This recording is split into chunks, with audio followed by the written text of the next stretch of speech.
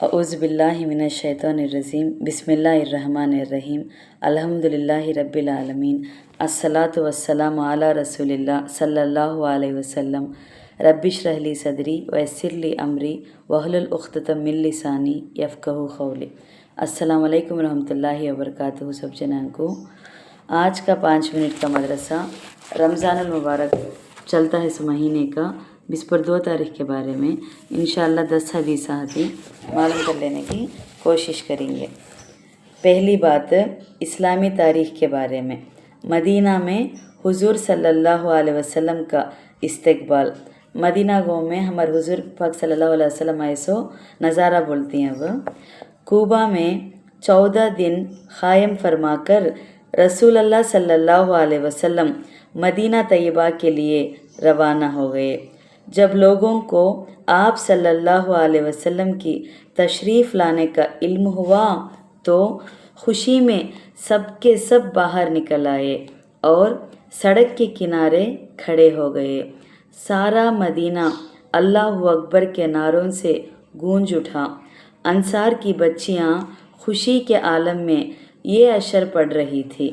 अशर का तो एक नात के नाद अंसार के बच्चियां ये पढ़ते थे। कहते वह को ताला अल बादरु अलैना मिन सनियातिल वदा वजब शुक्रु अलैना मदहा लिल्लाहि दा अय्युहल मबूसु फीना जित्ता बिल अम्रिल मुता। इसका तर्जुमा को वादा पहाड़ की घाटियों से 14वीं का चांद निकल आया है, लिहाजा जब तक दुनिया में अल्लाह के लिए दावत देने वाला बाकी रहेगा उसका शुक्र हम पर वाजिब रहेगा। अय हम में माबूस होने वाले, आप ऐसे अहकाम लेकर आए हैं जिनका मानना वाजिब है। बनु नज्जर की लड़कियां दफ बजा बजा कर गा रही थी। इसके बाद आपको नहनु जवारुन मिन बनियन नज्जार या हफजू मोहम्मदन मिन नज्जार बोले। इसका तर्जुमा आपको हम ख़ानदान नज्जार की लड़कियां हैं, मोहम्मद सल्लल्लाहु अलैहि वसल्लम क्या ही अच्छे पड़ोसी हैं। हज़रत अनस बिन मालिक रज़ी अल्लाहु अन्हु फरमाते हैं कि मैंने कोई दिन उससे ज़्यादा हसीन और रोशन नहीं देखा जिस दिन रसूल अल्लाह सल्लल्लाहु अलैहि वसल्लम हमारे यहाँ मदीना तशरीफ़ लाए। दोमी बात हुज़ूर सल्लल्लाहु अलैहि वसल्लम का मोजिज़े के बारे में। मोजिज़ा का एक चमत्कार के बारे में। मुर्दा बकरी का ख़बर देना। हज़रत अबू सलमा रज़ी अल्लाहु अन्हा फरमाते हैं कि खैबर में एक यहूदी औरत ने एक भुनी हुई बकरी रसूल अल्लाह सल्लल्लाहु अलैहि वसल्लम के खिदमत में बतौर हदिया पेश किया। हदिया का तो तोहफे के तौर पर पेश किए, जिसमें उसने जहर मिला दिया था।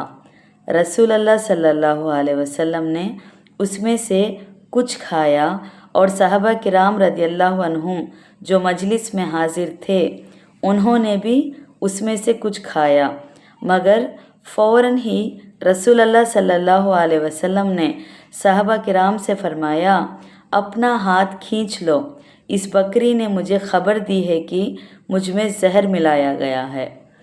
अबू दाऊद 4510 के रेफरेंस में से।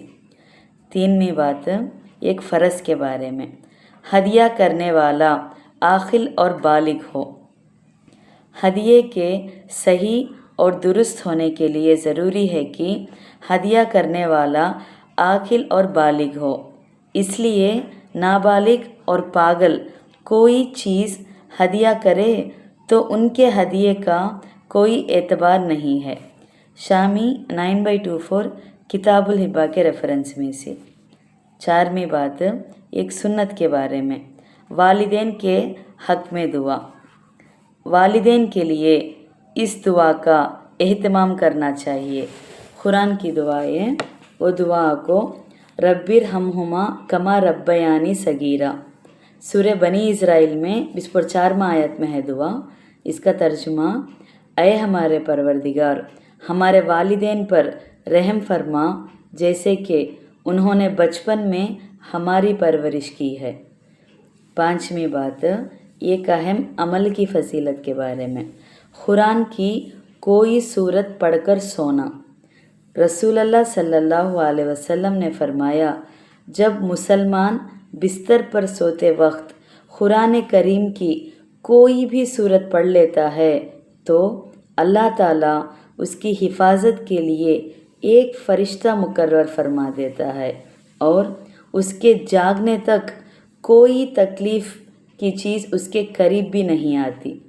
ترمذی 3407 شاداد بن اوس رضی اللہ عنہ کے ریفرنس میں سے۔ 6ویں بات ایک گناہ کے بارے میں۔ ریشمی کپڑا اور سونا مردوں کے لیے حرام ہے۔ ایک دن نبی کریم صلی اللہ علیہ وسلم نے ریشمی کپڑا لیا اور اس کو اپنے دائیں ہاتھ میں پکڑا۔ اسی طرح سونا لیا اور اس کو اپنے بائیں ہاتھ میں پکڑا اور پھر فرمایا، میری امت کے مردوں کے لیے یہ دونوں چیزیں حرام ہیں۔ ابو داؤد 4057 علی رضی اللہ عنہ کے ریفرنس میں سے۔ 7ویں بات دنیا کے بارے میں۔ دنیاوی تکلیف پر اللہ کا انعام۔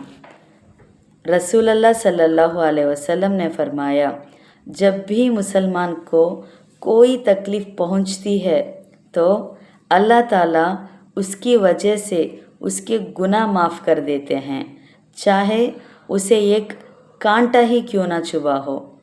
صحیح بخاری حدیث 5640 عائشہ رضی اللہ عنہا کے ریفرنس میں سے۔ 8ویں بات آخرت کے بارے میں۔ دوزخ کے 7 دروازے۔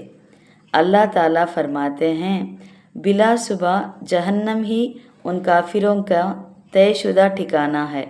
اس جہنم کے 7 دروازے ہیں۔ ہر دروازے میں داخلے کے لیے ان دوزخیوں کا ایک ایک گروہ بانٹ دیا جائے گا۔ سورہ ہجر میں 40/3 40/4 آیات کے ریفرنس میں سے۔ 9ویں بات طب نبوی سے علاج، زخم وغیرہ کا علاج۔ حضرت عائشہ رضی اللہ عنہا فرماتے ہیں، اگر کسی کو کوئی زخم ہو جاتا یا دانہ نکل آتا تو آپ صلی اللہ علیہ وسلم اپنی شہادت کی انگلی کو تھوک کے ساتھ مٹی میں رکھ کر یہ دعا پڑھتے، بسم اللہ تربتو ارزنا برختی بازنا لیشفا بھی سخیمنا بِإِذْنِ ربنا۔ ترجمہ کو، اللہ کے نام سے ہماری زمین کی مٹی ہم میں سے کسی کے تھوک کے ساتھ ملی ہوئی لگاتا ہوں تاکہ ہمارے رب کے حکم سے ہمارا مریض اچھا ہو جائے۔ صحیح مسلم 5848 کے ریفرنس میں سے۔ آخری 10ویں بات نبی صلی اللہ علیہ وسلم کی نصیحت کے بارے میں۔ بچپن سے نماز کی عادت ڈالو۔